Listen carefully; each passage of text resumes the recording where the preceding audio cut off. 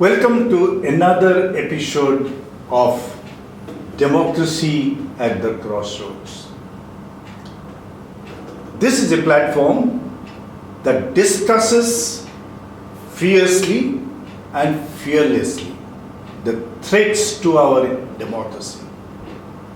We all are proud Indians, and it's our solemn duty to call out those rulers who diminish India's democratic credentials by their acts of omission and commission.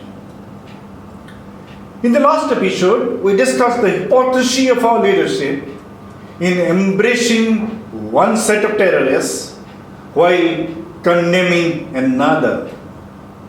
How our Prime Minister rightly condemned Hamas, the terrorists who rule over Gaza Strip in West Asia, but showed solidarity with another terrorist establishment, Netanyahu's Israel. Many cheerleaders of our ruling dispensation question us. Israel is a sovereign country. How can it be called terrorist? Well, Israel is a terrorist country in the same sense we call Pakistan a terrorist country. Just as Pakistani army harbors terrorists, trains them and sends them to kill civilians in India, Israeli army trains mercenaries and command them to kill innocent Palestinians with impunity. And it has been doing so for more than 7 decades. After all, Hamas had originated as a socio-religious outfit, just as our own RSS, Rashtriya Swayamsevak Sangh, did. Hamas wanted to create an Islamic state in Palestine as opposed to a secular state conceived by the Palestinian Liberation Organization, PLO, led by Yasser Arafat. Hamas's idea of Islamic state was just a replica of RSS idea of a Hindu Rashtra. In fact, Hamas was funded and nurtured by Israel, a country of Jews, as a counterweight to the secular and more militant PLO. Hamas's political Islam worked in tandem with Israel's political Zionism. But in the 1990s, Hamas turned into a terrorist outfit as a reaction to the naked terrorism perpetrated by Israel in a bid to destroy the Palestinian autonomy. In February 1994, Boris Goldstein, a Jewish settler trained by Israeli army, massacred in cold blood 29 Muslims at prayer in a mosque in Hebron in the West Bank during the month of Ramadan. The angry and grieving Palestinians demanded the withdrawal of the illegal Jewish settlement from the West Bank. The Israeli authorities refused to withdraw those Jews who were forcibly settled in West Bank by rolling out tanks against the Palestinian resistance. Those Jewish settlers were specifically trained by the Israeli army to engage in terrorist activities.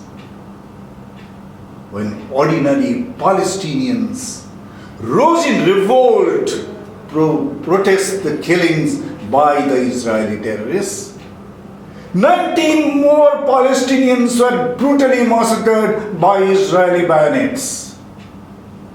That is when Hamas swore to avenge the deaths.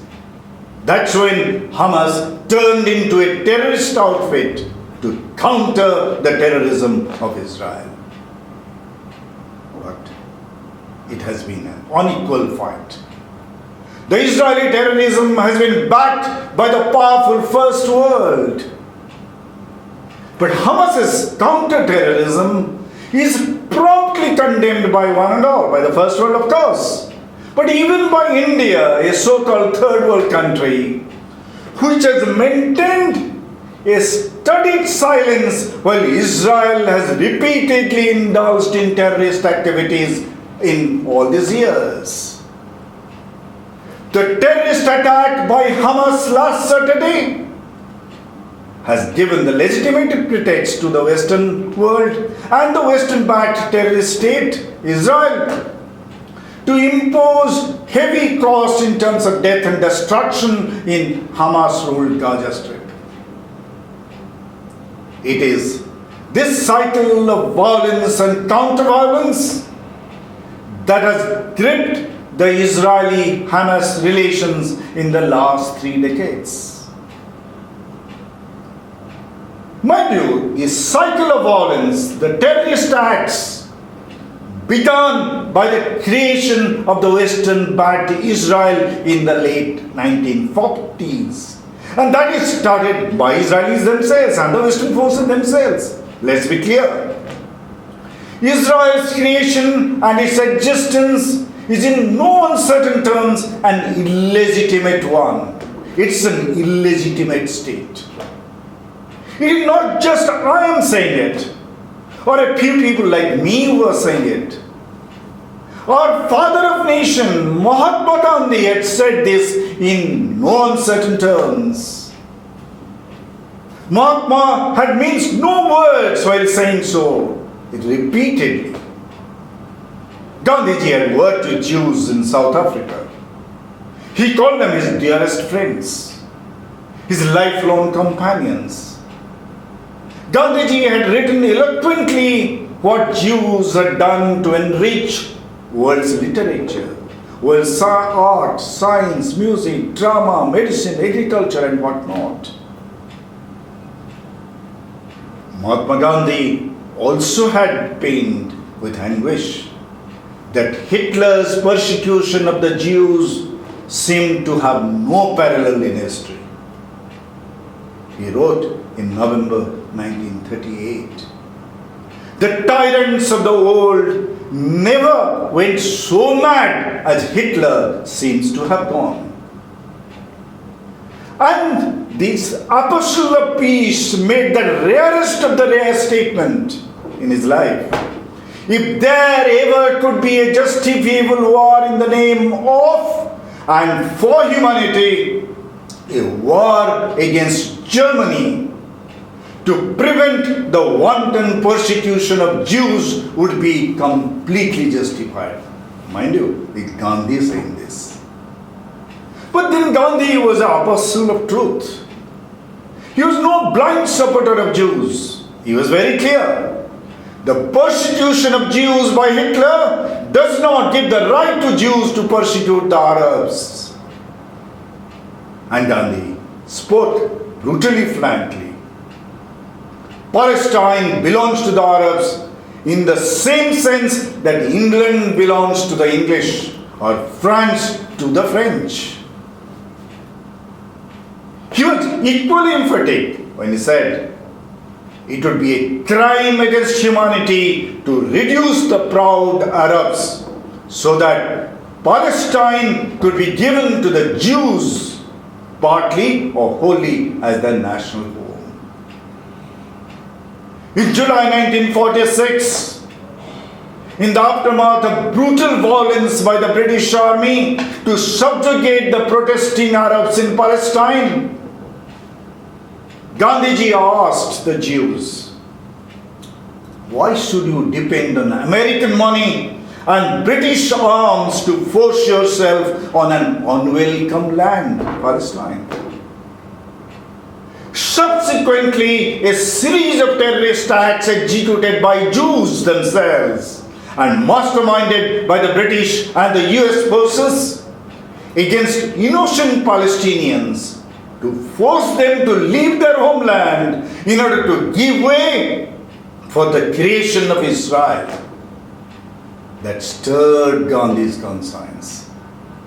Gandhiji wrote, "Jews have erred grievously by seeking to impose themselves on Palestine with the aid of America and Britain, and now with the aid of naked terrorism. Yes, Gandhi was forthright. The state of Israel was created by the naked terrorism of the Jews, aided and abetted by the Western forces. If a state was created by naked terrorism, those in control of that state are unvarnished terrorists. In this Gandhian perspective, Netanyahu is the gang leader of the bunch of terrorists controlling Israel and engaged in a war of attrition against Hamas, another terrorist outfit controlling Gaza. Yes, this is an equal fight between two terrorist outfits. One openly backed by the military might of the Western powers, and another only covertly supported militarily by a solitary Iran. In this unequal fight, the true followers of Gandhiji would condemn both the terrorist violence, the Hamas terror and the Israeli terror. Yes, Hamas began it this time. It must be condemned. But how many times our Prime Minister had condemned the repeated terrorist acts of Netanyahu's gang in the last 10 years that he has been in power? Both of them have been in power. Not even once. Only a fake follower of Gandhi will condemn terrorists of Hamas, but rub shoulders with the terrorists of Israel. Those who are genuine followers of Gandhi will condemn the terrorism of both Hamas and that of Israel. You viewers, decide for yourself whether you are a true follower of Mahatma Gandhi or a fake one.